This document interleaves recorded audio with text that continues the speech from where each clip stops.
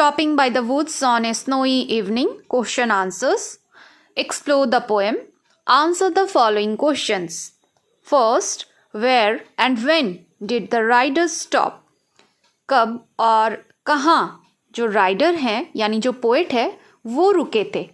Answer, the rider that is poet stops by the woods on a snowy evening. जो rider हैं वो कहाँ रुके थे? वुड्स के सामने और एक स्नोई इवनिंग में, ऐसी शाम में जब बर्फ गिर रहे थे. Describe the place.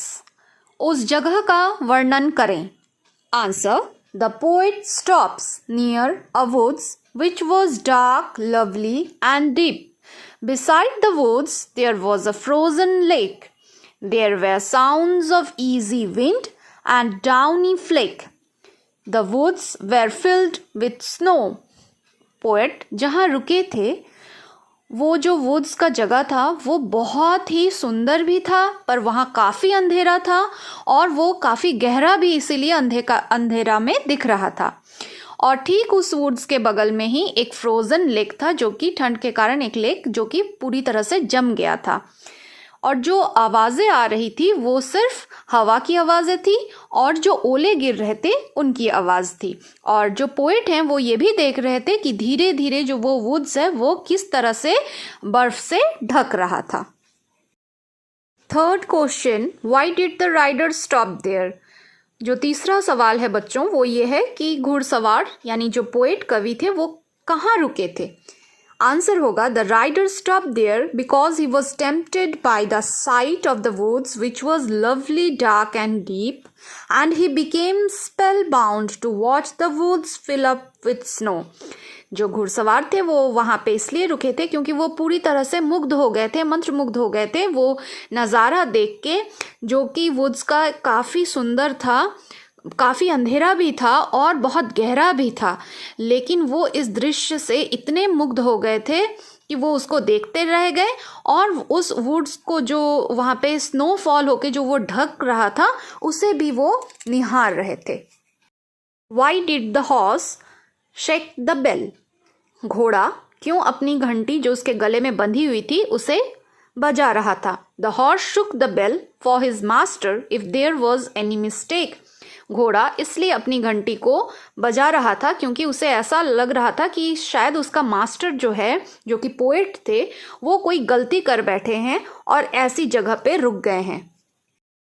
Next, answer the following questions with reference to context.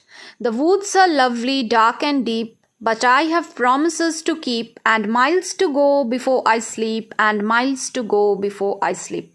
बच्चों यहाँ पे जो ये स्टैंजा आपके सामने दिया गया है, इस स्टैंजा से जुड़े हुए सवालों के जवाब अब आपको लिखना है.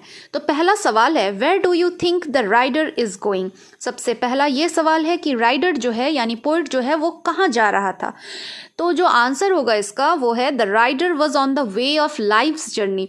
जो जीवन की जो यात्रा है उस पे पोएट जा रहे थे और चलते चलते उनको इस तरह के दृश्य में वो देख के मंत्रमुग्ध होके रुक गए. The second question is why can't the rider enjoy the beauty of woods for a long time. Rider जो है वो देर तक रुककर इस सुंदरता को वो क्यों नहीं देख सकते. तो उसका आंसर होगा, the rider was unable to enjoy the beauty for a long time because he had so many responsibilities to be fulfilled.